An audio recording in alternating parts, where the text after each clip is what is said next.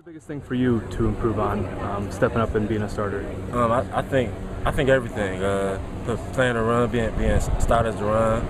Because I'm not as big of a guy, so being started to run and just everything. Improving at a fast rate. I think I got a lot to prove. So.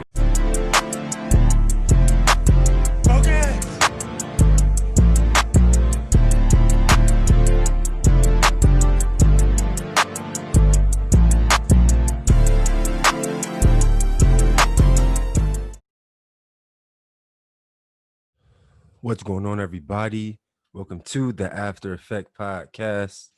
I'm your host, LeBron Stephen, but you can call me LBZ, L Boogie, Big Brian, B Ryan. Welcome to episode 27. We have a another very special guest, Lindsey Witten, Cleveland native.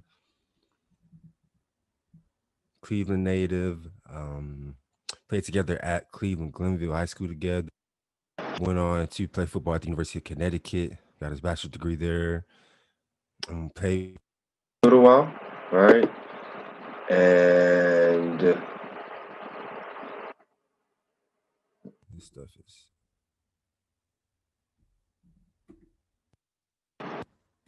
microphone going in and out.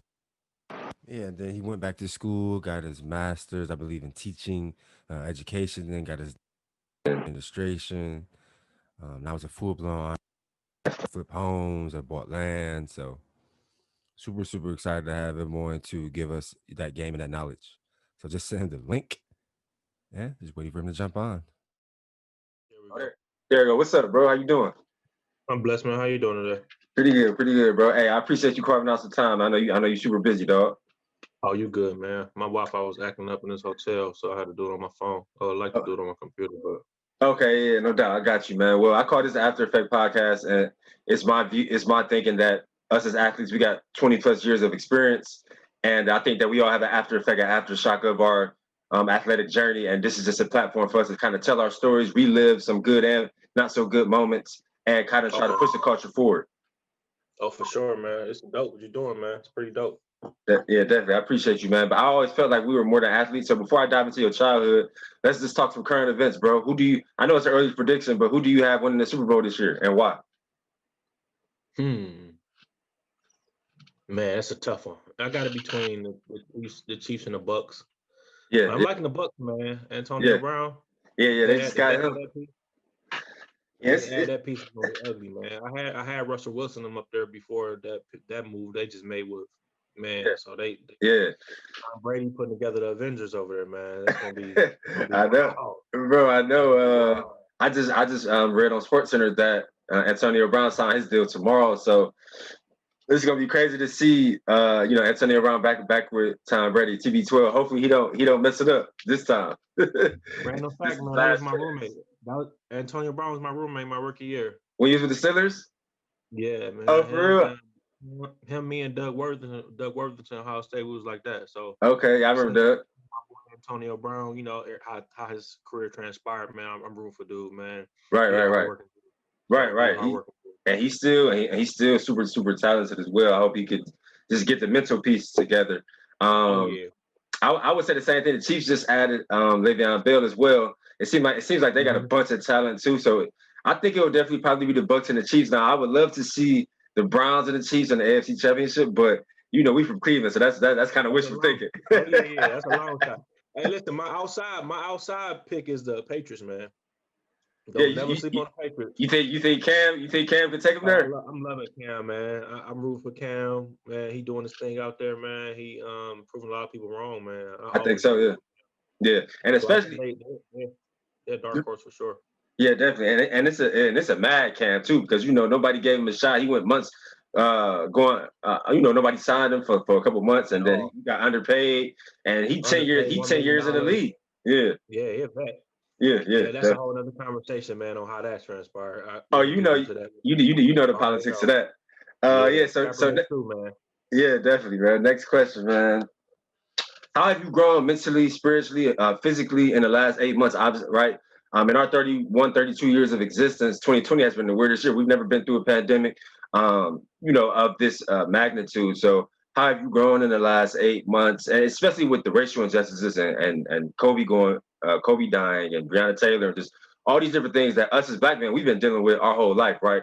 How have you grown in the last 8 months? It's kind of crazy to narrow it down to 8 months, man. Just being from Cleveland, man. It's a lot of stuff that the world is experiencing on that level is a lot of stuff that we experience every day in Cleveland. I'm telling you. Seeing a lot of our teammates being killed in high school and going off to college, those hurdles, man. So the last 8 months has just put it more in your face, man, on a bigger platform. So I've taken a lot of different measures in the last 8 months. I got off social media for some periods of time because I remember that, man. Just seeing all this racial injustice, man, and seeing all the stuff that's going on in the world. I need to really just take a step back and just get my mental right. So I'm all about that, man. I promote people all the time, man. Social media can be a crazy facade, man. Exactly. It can really wear on your mental, man. Especially being Black. Exactly. From people in the comments to the instant news, and you're seeing things unfiltered, uncut. That can really take a toll on your mental. So I always tell people all the time, man, don't be afraid to step away from social media, man. Chase your goals, man. Remove yourself from that realm, because that realm is really real, man. Yeah. It's something that we have to deal with now, man. So I promote people, step away from social media if you need to. And that's something that I have been doing, man, for myself, though. Even though I think a lot of people see that I might have a lot of things going for myself, but sometimes I need that break, man. Exactly. That's a break. As a Black man, it's rough. It's rough seeing that stuff, man. And it's got to a point now where some videos I read the caption, and I won't watch it. Yeah. I still haven't watched the Mar Aubrey video. Oh, I can't bring myself to do it. Yeah. And some of those videos, man, it takes a toll on you, man. That's another form of mental slavery, man. You keep seeing that stuff happen over and over and over. So you got to be very cautious in how you proceed with social media. So that's one thing that I've done mentally in the last 8 months. Just remove myself when needs be. Yeah, I mean, and I can second that sentiment, just because I think, like you say, as Black men growing up in Cleveland, and then I went to Iowa City to a predominantly white school. You went to Hartford, Connecticut to a predominantly white school. I think once I really took a step back, I really kind of got upset with myself, because I felt like I got so numb to it, right? I got so numb to walking into a gas station and being looked at crazy because I'm Black, or I got a beard, or I got hair, or them not knowing that I'm an educated Black man, that I've never been arrested, that I've never, I'm not a bad guy or a bad kid at all. But just getting used to being looked at like a criminal or a thug or something like that. I've become so numb to it for so many years. And so it gets to a point, it's kind of just like, how strong do you have to be, right? Like, as a Black man, like, anytime I get pulled over, I always have to run through in my head the verbiage that I'm going to use, what I'm going to say, how am I going to articulate myself to make sure nothing happens, right? And you got to take a couple of deep breaths before they walk to your window, and just reliving all those moments is kind of, it just gets you so upset, because it's like, this is really what we have to go through, like literally on an everyday basis, and we've been doing it's been like this our whole life, like nothing has literally changed. Conditioning, man. It's sad, man. It's conditioning. And if people see me all the time joking on social media about how I'm serious, I really would like 4 or 5 boys, man. But when I say that, I'm kind of hesitant with that, man. Even us being D1 athletes playing pro ball, our stature is genetics. So having a young boy that big is scary in this world, man. Young Black man around 14, 15, walking on 6'1", 6'2". I'm terrified, bro. I'm terrified to have kids. I'm terrified. I'm be honest. It's sad that we have to think about extending our life to the point where we're thinking about possibly not doing it because of the society that we live in. So it's not fair at all, man. It's not. I feel like with education and proper preparation, which we shouldn't have to do, we got to move different, man. I tell a lot of young boys that I come in contact with, like, man, you got to really think 2 steps ahead before you do something that's normal, man. Like wearing a hoodie to going places, and even with COVID, wearing masks, man. Like, you would think that wearing a mask would be so normal now. But people are still getting profiled Black men for being suspicious for wearing a mask when that's the requirement. So it's crazy to live in a society like that, man. So you really got to be so frustrated. Yeah, it's frustrating. Like you said, it's conditioning. I went to UConn, so I'm used to those stereotypes. And exactly. Pointed out just for being an athlete. So I was in the military too for a little bit. So I've seen it on all facets, man, and it's real. So Some people don't want to recognize it, but as a black man, if you want to live long, man, it's crazy. You got to, you got to move, You got to move differently, man. You got to move differently. Tell you, man. Last current event, bro. I know you play in the Big East. I play in the Big Ten. What do you think about Dion Sanders having that courage to step out and take the head coaching job at Jackson State, and really put the HBCUs like in a different realm? I love it, man.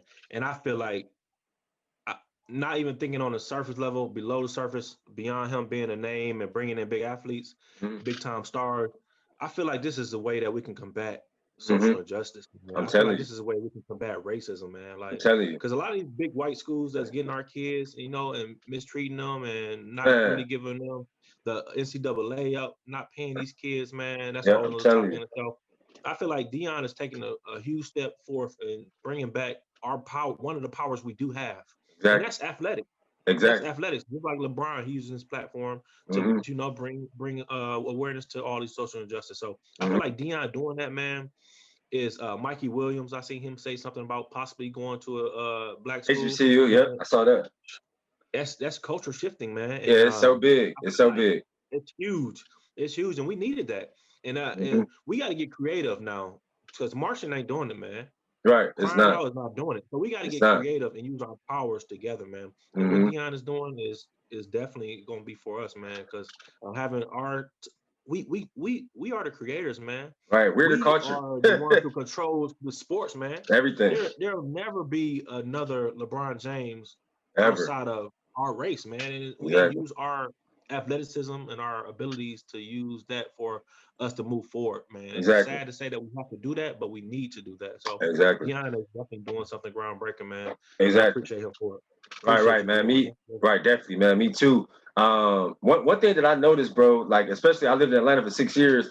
I feel like HBCUs are just more tight knit. Like all the alumni and the mentors, they literally want to see, once a guy graduates from an HBCU or female, they want to see them succeed. So they give them, they send them different job opportunities or different network events, or they really want to see them and put them in position to win, right? And I mean, since I graduated from the University of Iowa, I haven't heard from anyone in their administration about a networking event, about anything putting me in a better position, job-wise or career-wise or anything. I'm sure it's probably the same thing for you for UConn, but I just feel like, and I'm not sure if they have a better relationship with white students or whatever, but it just seems like the HBCUs are more tight-knit and they have an enthusiasm about seeing the black graduates win. Like, and that's the one thing that I kind of noticed that's kind of different. So I'm super happy that it's a pride thing, I think, man. I think it's more, taking ownership of your people, man. We stick together, man. Like I said, I've never been to HBCU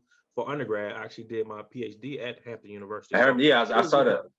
Yeah, it's just a total different, culture, man. And I wanted to be a part of it. That's one of my decisions of going there and pursuing my PhD. So yeah, UConn and all these bigger schools, I think it's about what can you do for me exactly. At the moment. Just your physical talent. Yeah.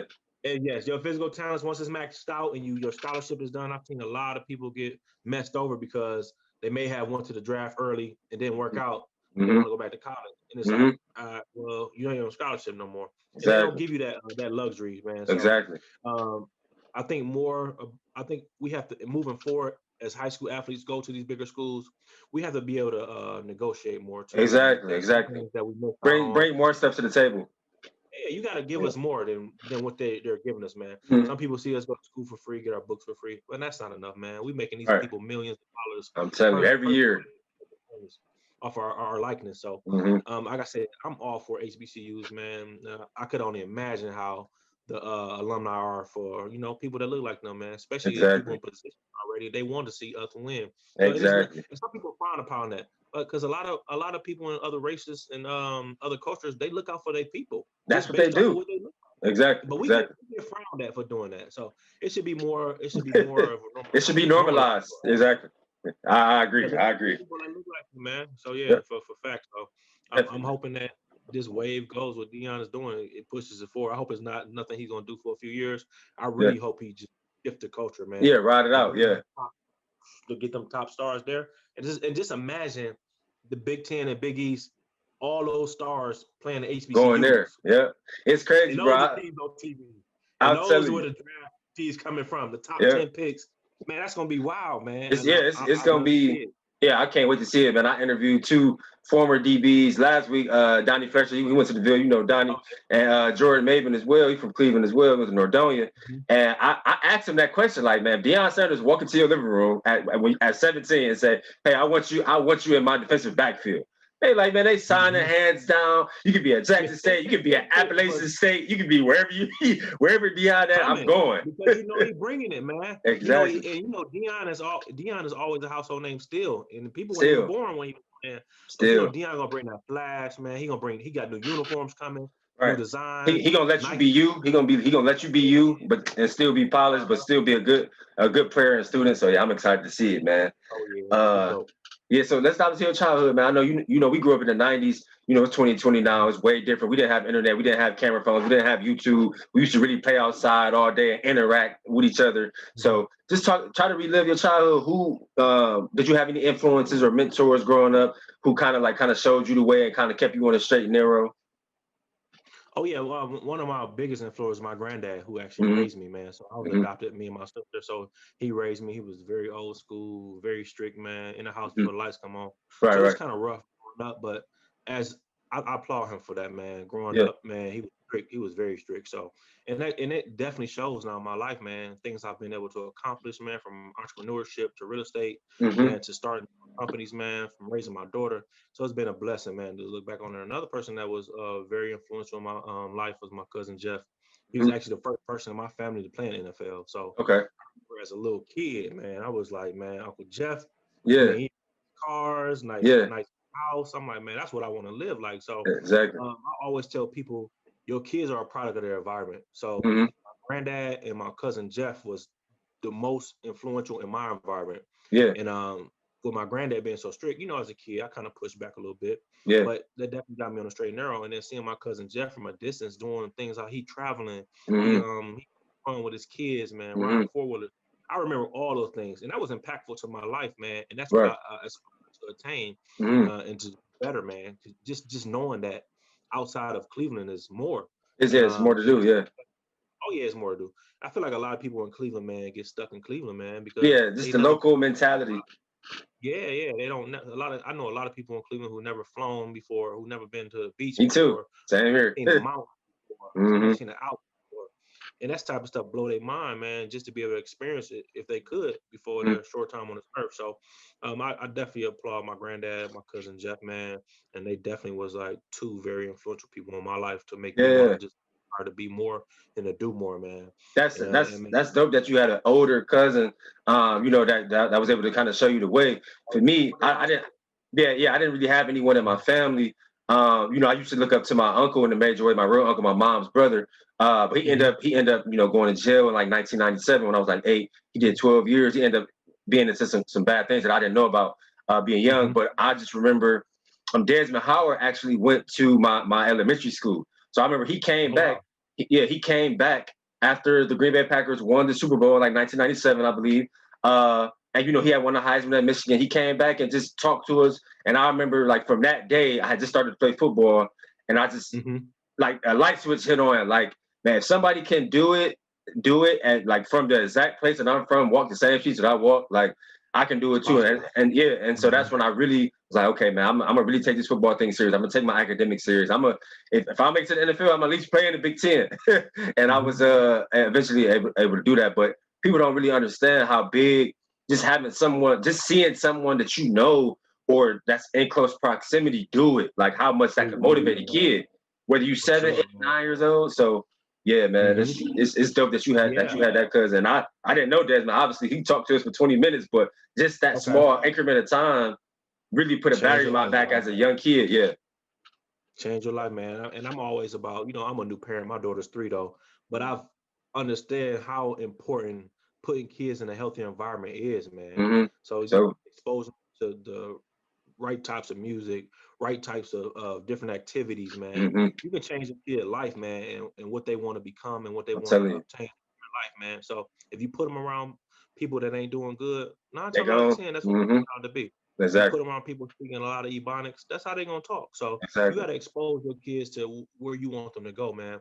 And some parents in Cleveland don't have the fortune to actually, change the environment. But you got to actually try to do it, man. So that's one thing I'm doing for my daughter, man. Just trying to give her the best of everything that I can obtain for her, just to get her on the right track. So, man, of course, and from the outside looking in, it looks like you're doing a great job, man. She's super smart. I know she do sign language and just all that stuff. talk very well. So that it's cool to see that, man. I appreciate it, brother. Definitely, man. So talk about, like, I know you started off at Collinwood, but talk about, like, kind of when you started to come into your body. You was always a real tall guy, but talk about just coming into your body and starting to be good at sports and starting to kind of like hear from schools and then eventually transferring to Glenville and eventually starting to get, highly recruited and just all those things. Oh yeah, 9th and 10th grade, man. I was playing receiver and quarterback, man. So I was doing my thing at Collinwood, but I knew that I wanted to get more exposure. I knew I wanted to play D1. I always wanted to go to Ohio State, man, seeing my cousin Jeff go there. So I knew I needed to get on a bigger platform, man, with my ability. So my junior year, I was fortunate enough, after bugging my granddad enough, and being able to come to Glenville and be under Gann's tutelage. I got over there, man. I had a growth spurt from 11th to 12th grade that summer. I grew like 7 inches. Yeah, 7 inches in the summer, man. Really? So you was under. You used to be under 6'6". You was like 6 feet. Yeah. 5'11". I was 5'8", 5'9", 5'10". Oh wow, that's crazy. Yeah, I never knew that. Yeah, I was short. I didn't get tall until like that summer before coming to Glenville. Wow. I grew like 7 inches, man. Did your knees hurt at all, or like? I had to go doctor for I had the knee spurs or something. Yeah. Yeah. Both my knees, but so I took the 7 inches and I was 6'5" coming to Glenville. That's crazy. 85, man. So, speed runs in my family. So when I got to Glenville, I played receiver. We was deep at receiver. Exactly. From Milligan, Kyle to Smalley, Ray Fisher. Ray Fisher. We was deep, man. Yeah, Lundy. We had receivers for days. So he had me at backup quarterback. So one day again, just talked to me like, man, I think you can go to DN. You physical, man. So I'm gonna put you at DN. Yeah. And the rest is history. The rest was history, but it was coming up. I was like 5th string at DN. I'm like, man, it's terrible. But my Uncle Mario, that's when he came into my life around 10th, 11th grade, and he has been showing that motivation in my ear. My Uncle Mario, like, man, I don't care if you 5th or 6th string, every rep you get, you kill it. Right. And that's what I did. So me coming into my mindset, I can't be stopped. That solely came from my Uncle Mario, man. He talked to me all the time on the sideline. I know my Uncle Mario be at the field, always yelling. Yeah, so, I know. He be hitting me up on Facebook. Oh yeah. That's my uncle, man. So shout out to Uncle Mario. He definitely gave me some pep talks to change my whole mentality. Yeah, I rode that wave. I started my freshman year in UConn, man. Yeah, I rode that wave all the way from my junior year, senior year at Glenville to starting. I'm telling you, having 22 my senior year at Glenville to going to UConn, man. So again, a lot of people, and it's crazy, bro. Like, because I remember, like, your senior year, obviously, y'all had it was so much talent. People and Rob was like the big time Army All-American, going to Ohio State and all that. But people, and obviously I'm an edge guy, so I watch you and him real closely, right? And people don't really know that, like I said, like, you really was the one that went crazy that year. Like, like you said, you had 22 sacks. You really was the one like consistently making plays in the big games and the Senate games, not just the Senate games, but the big games as well. Like, and obviously I always admired that because I really know the game and I play that position. So a lot of people only look at the quarterbacks and the receivers and all the sexy exotic positions, but I knew that like this dude is really the one putting in work. Oh yeah. Shout out to Rob though, because he took a lot of attention off of me, man. I bought out, man. I had a breakout game when we played. Well, I think we played Edge or something at the Brown Stadium. Yeah, I remember that game. I was just about to bring that up. I had 5 sacks in that game. So yeah. Kind of put me on the map, man. Offer star crazy. UConn. So yeah, man. I came late to the party, but man, again, put me in position. Exactly, he put you in position, and you took advantage of it. For sure, man. So I'm forever grateful for Uncle Mario, man, and everybody who helped me, man. Of course, you know that. Man, I left Glenville my senior year. After 1 year of playing there and 2 off seasons, I had like 25 offers. From top school. So that was amazing, man. From 0 to 22 offers, 25 offers was crazy. So I'm telling you, man. Yeah. That recruitment process is can't get crazy. Talk about, so what went into your decision to go to UConn, and then just talk about your transition. Obviously, like you said, you started your freshman year. In my opinion, bro, and I followed you real closely. In my opinion, you made it look easy. You gained a bunch of weight real quick. You had 3.5 sacks your freshman year. So just talk about what went into your decision, and then just that transition going from DeVille to Connecticut and contributing your freshman year. Keeping it all the way 100. My decision to go to UConn was all Ginn. Decision. Ginn put me in position to get my offers that I got when I went out there and handled my business on the field. So I was getting offers. My first offer was Toledo. Toledo offered me for a receiver, tight end, and DN. So they wanted me to come in, try to just figure out. So I committed to Toledo. Okay. So Ginn being ahead of the game, he told me to commit to Toledo, and that was a strategic move. Okay. So if I end up going to Toledo, that's not the worst place to go, but I got an offer. Right. So he told me if I commit to Toledo, that would create a news wave, and other schools would see me because I committed. So I did that. So I knew I wasn't locked into Toledo. I knew it was a business move. So and I'm telling you, again, I paid attention to Ginn, Coach Cobb, all them guys, Gino, Dar, all them. I used to be like a student of everything. So when Ginn was doing strategic moves like that, I was paying attention to making notes. So committed to Toledo, and sure enough, when I committed, news wave went out on the college sports thing. Connecticut came in, Syracuse came in. I started getting mad offers after that just because they see me now. I use that platform. Right. When nobody else was committing during those weeks in the middle of the season. Like, so Ginn was ahead of the game, man. Right. So that's crazy how far ahead of the game he was back then. I was 2006, 2005. Man, yeah. So it blew me. Like, he set me down. He like, this is what we're going to do. Toledo offered you. You going to commit. Ain't nobody else committing right now in the middle of the season. So your name going to shake through the system and everybody going to see you. So it's going to be free pub. Yeah. So I'm like, okay. So I did that. Sure enough, a week later, UConn coming, Syracuse coming. A lot of schools out of Texas is coming, man. It was crazy. So I got a lot of offers. And then I started taking my visits. And I went to UConn, and I love UConn. So it was cool. I talked again, like, I like UConn. It was a nice visit, cool. Shout out to my boy Cody Brown. He was my host. It was pretty dope. So I ended up decommitting from Toledo. Again, made me call Toledo. Coach Head, shout out to Coach Head. He made me decommit from Toledo. Once I decommitted from Toledo, I went to UConn. Then Syracuse offered me.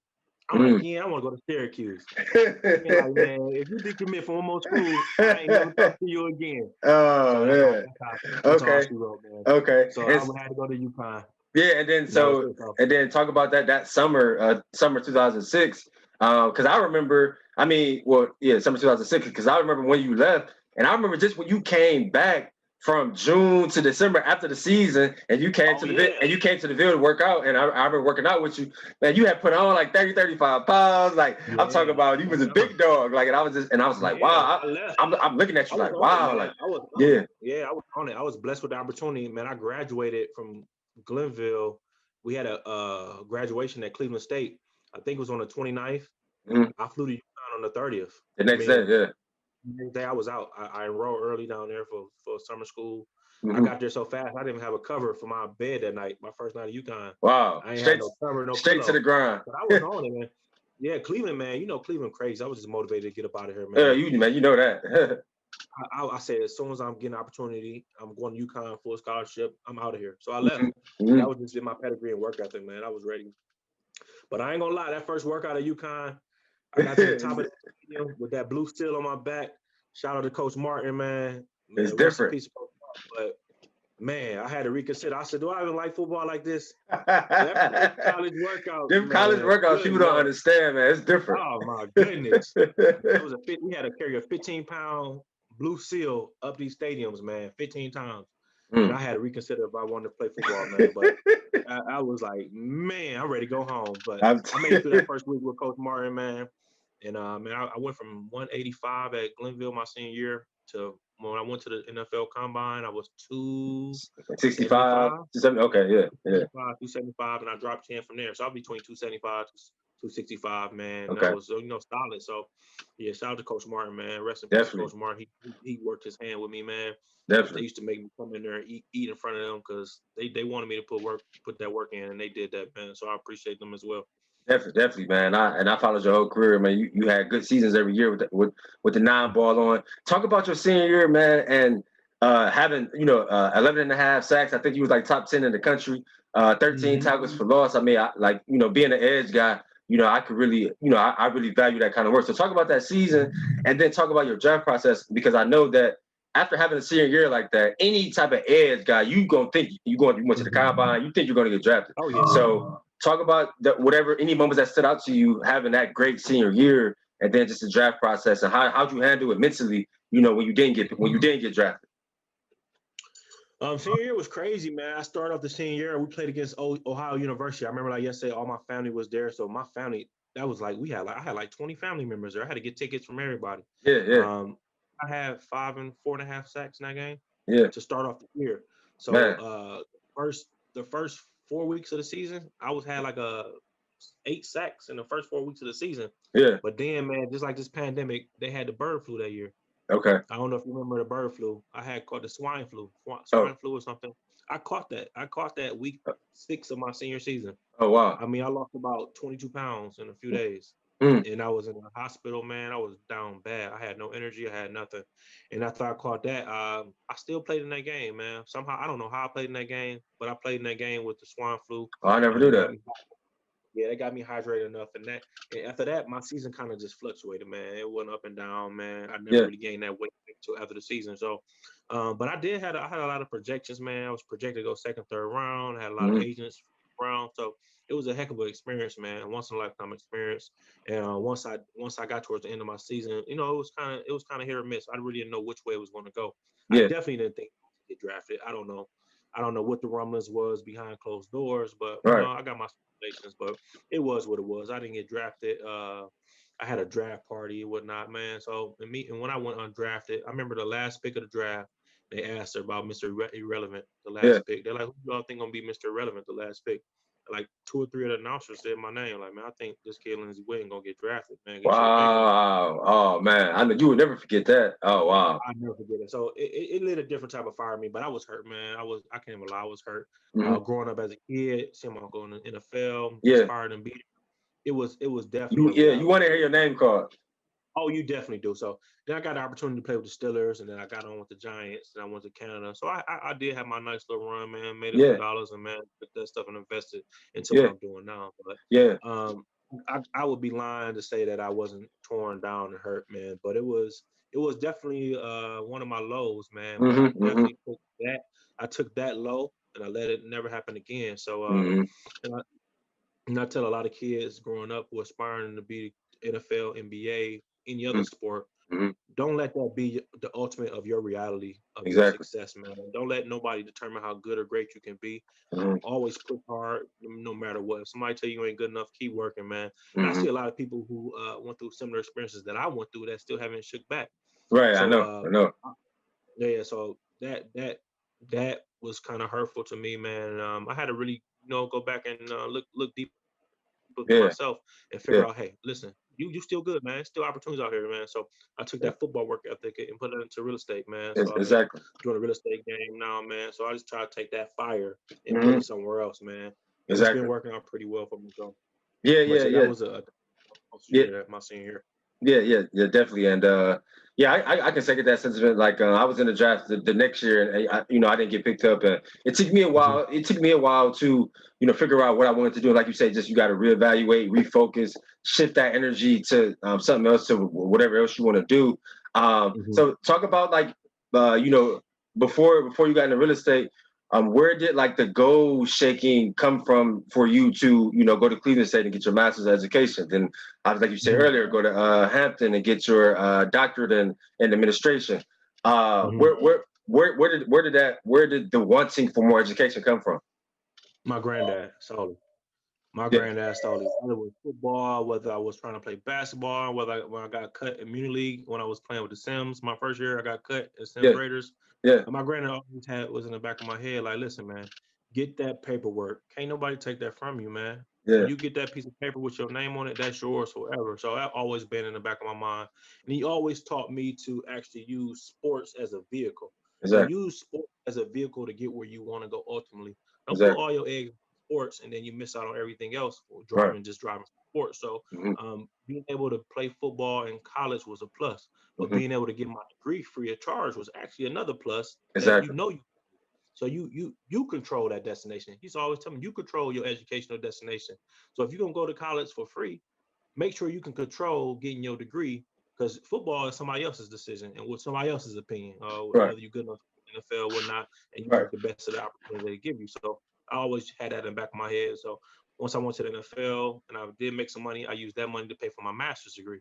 So I started putting that money aside. So I paid my master's degree off, and then once I did that, I decided to go to the military and use that education benefits to pay for my PhD. Doctorate. Yeah. So I just use everything as a vehicle, man. Just That makes use sense. anything that any tool that you have. Don't be single-minded with it. Right. Try to use it as much as you can, man. Like they say on the football field, be a Swiss Army knife in life. Yeah. Be a Swiss Army knife. Be able to do more than one thing. So that was always something my granddad instilled in me that stuck with me from an early age. So that was definitely worked in my favor.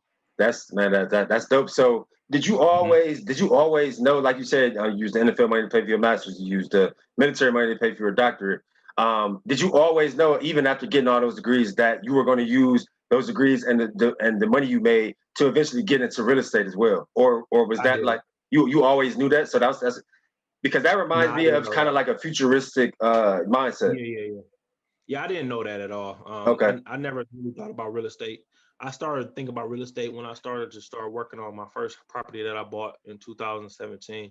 Okay. I bought a house that I bought it way under the value of the market because it needed a lot of renovations, more cosmetic stuff. So, and another thing, back to my granddad, when I first started playing football in Muni League, my granddad said, "I'm not paying for that. I'm not paying for you to play football, because if you want to play football, you better go and get you a job." So I was like 9 or 10 working. Working for my neighbor, Mr. Carl, man. I was fixing stuff, and he used to pay me $20 a weekend. And he was just teaching me, if you want something, you got to go get it. Yeah. And, my granddad was on a fixed income too, so he was keeping it 100 with me. Like, I can't afford to pay for those things. So if you want to do that, you got to be advantageous and you can do it yourself. So, and I learned at an early age, and it's still instilled in me today. So me working at such an early age with my hands, my neighbor's house, painting, cutting grass, helping all out that stuff. shingle, all that stuff. I had that instilled in me from an early age. So when I bought my first house, I was more than capable of doing a renovation. So as a lot of people know that I put it on my Facebook, Instagram, I did all those renovations myself. So and I was hooked, man. It was just like football. You in the weight room grinding, just able to see your strengths and your results on the field. That's how it is with real estate, because I was just grinding every day, and every time I seen something that I did myself, and people come in, like, hey, that look real good. That's like a high in itself. So I fed off of that, man, and I love to see my marble floors, open concept, and I just started studying it, man. Electrical, I do my own electrical and plumbing. Yeah, so you did everything. Man. And those are tools that, like I say, they can teach you how to fish, or they can fish for you, man. So I just wanted to learn how to fish for myself, man, save money, and I got into real estate, man. And I've been here ever since. I've been loving it, if not more than football, for real. And so after you really got into real estate, did you know that your next step was going to be to buy land, or did you see that like 5 years from now, or did you know you would do it like within the next like 3-4 years? Me buying land, it was definitely a small thought in my head. Okay. But after this racial injustice craziness, it turned you up. It turned you up. It turned me up, man, because I'm thinking like, and even the process of buying land, there's so many people that don't look like us that own the land. I'm like, I met with over 15 people to buy the land, and I'm like, hey, I ain't met with nobody to look on me that own the land. Right. So that kind of turned me up in itself, man, and doing research on ownership of land and how powerful it is in itself to own land. Definitely motivated me to do it. And for my daughter, for her future. Of course. If of I'm course. Have kids, man. So that's something that they're not making no more of land. Somebody told me that. The one thing about land, they ain't making no more of it. So owning, man, I tell all my brothers and sisters, man, look into doing it, man. Looking to get the land, and putting your family in a better position by owning land, because you can do anything with land. You can build on it. You can rent it out. You can grow food, vegetation, cow, pond, lake. There's a lot of options. You can do anything with it. Anything with it, man. Yeah, Any that's currency out. If you own it, you can sell it for that whatever currency is on the market. So owning land is definitely something that I wanted to do. And I tell you, COVID, these racial injustices, all that in itself is a melting pot that motivated me to just know. I just woke up one day, I like, listen, want to buy some land today, and I just started looking, man. I was saving my money up. Of course. Got some too, so. I already know you got bigger and bigger things coming. When I saw that, I like you said, man. When everything happened this year, it turned you up, and when I saw you do that, it turned me up. Just to start moving, you know, with a more strategic mindset and really trying to put myself in a better position, you know, for years to come. I know we both in our 30s now, man. Do you ever find yourself like missing the game, or maybe if you watch a college game or NFL game, or because I feel like I fall sometimes. Most of the time, I don't miss the game, but if I see a good pass rush move, or if I see somebody do a spin or a fake spin or a low shoulder or just or a bull rush, it kind of make me miss it just for a second. Quiet be told, I think I can still play though, but right, me too. I feel like I still got it, but I watch the game. I'm more of a, like you said, I watch film so much that when I'm watching the game, I watch certain things in the game. Exactly. So I hate watching the game with other people who are more like a fan of the game. Because I'll be looking at things, breaking other things. Yeah. Our eyes are different as football players. We look at the game differently. Yeah. So much different. So I'll be seeing people in these sports groups debating about sports. I'll be like, y'all don't know the half, man. Yeah. I watch the game is more or less by myself, man, because that outside noise watching the game be a little bit different when you. Oh, you know that. And breaking stuff down. So and you know everybody think they're expert and ain't never even played in college, or don't even know coverages, don't know concepts, don't know games that D-line runs, just don't even know that verbiage and stuff. It's funny seeing these dudes arguing in these sports groups. I'll be like, it's so funny. I always laugh. It's funny. I just laugh and keep scrolling, man. But I definitely watch the football games with different eyes, and I definitely miss it, man. I miss that contact, third and long. Every third and long, I'll be like, man, that's where it's at. So, getting that stance. but I'm definitely vicariously living through my boy Frank Clark, man. He doing his thing up there. Man, me too, bro. He killing it. Exactly. All the Glenville Schools, Lattimore, Hardy. Shout out to all of them, man. Doing definitely. Man, I try to make sure I don't miss a Chiefs game, like you said, because I never even met Frank. But obviously, I heard good things. I followed his career. He played in the Big Ten as well, Michigan, and got drafted and just been doing his thing with the Seahawks and now the Chiefs. So I'm always watching him, like you said, just living through him. Like super happy for all the success he has, and I know he'll continue. Yeah, he doing his thing, man. He doing his thing. Watch out for my young boy Kobe Bryant. He coming out too out of Cincinnati Bearcats. Okay. Oh yeah. I remember him. That's Christian little brother. Yeah, he used to be at our practices all the time. Real little. It's crazy now that he doing this thing at Cincinnati. I was just talking to Dar yesterday, man. I love seeing, man, people, underdogs, especially who you never would have thought doing their things. Keep it with the boys, man. They doing their thing. So definitely. Like you said, definitely proud, man. Last question. Like I said, I call this After Effect podcast. What would you say is Lindsey Whitten's after effect, right?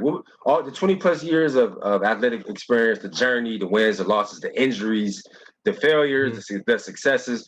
What are some lessons that you learned over all those years that you, like you say, ingratiate or give to your daughter and give to the next generation as we just try to push this culture forward? From everything you just said, one thing that jumped out to me about what you just said is pushing this culture forward, man. And just living in COVID, through COVID, and just seeing all these racial injustices everything happens for a reason, man. COVID put everybody at home. I'm telling you. Can't go nowhere. And that in itself just escalated all the racial injustice that was already happening because we were forced to watch TV. So all the stuff that had been going on was put at the center of attention because nobody could do nothing for real. Everything was closed. So racial injustices had to be addressed. It had to be. Right. So one thing to me, man, that I've learned through all this through my life, man, is just, man, we just need to love on each other, man. Especially my brothers and sisters. We need to love each other. We don't never need to pass judgment. You never know what people going through, man. I lost my cousin to mental health. Rest in peace to my cousin, Kenyelle Whitner. I lost him to mental health. So I don't judge nobody, man. I don't judge nobody, what they look like, what they've been through, what they're going through. I'm always trying to look out for the next person, man. I know you follow me on Instagram. People always ask me, why are you always trying to look out for somebody, man? Because I've been at the lows. I know me too. It's like somebody to judge you on based on how you look, based on what they do got or you don't got. So I'm always showing love regardless of, man, what we've been through, what we going through, because you never know. This life is a wild life, man. It's a wild life. Man, yes. This being Cleveland, man, we life and death is just, man, at the blink of an eye, you never know, man. And you never know, man. So that's how I live my life, man. I always want to love on people. I always want to love on my daughter. I call her all the time as much as I can every day. Talk to her for a second. I just show love to people, man. We'd be so much better off in this world if we show love, man, and just held ourselves more accountable. So that's one thing I always try to push is love, man. Love over, man, just fighting each other, man, because being black is hard, man. It's hard out hard. Here. It's hard out here. Being black, man. It's so hard. I seen a meme that said being black is dope, but it's dangerous. Yeah, it's definitely dangerous. So, for real, man. And that's one thing I take away from all this. Yeah, man. It's funny that you say, just show love, because I get that all the time too. People always ask me like, why you just seem so positive like all the time? Like, why is your energy up all the time? Because I know my mom even told me during COVID, like LeBron, everyone isn't like you. Everyone is just going to be super positive and super ready to work out and do this and do that every day. And just consistency, you got to realize everyone's not like you. And I just started thinking about it. I was like, yeah, I said, Mom, you're right. Like I understand and see that everyone isn't like me. So it's funny that you say just that energy and always showing love no matter what. Like I really believe it's contagious.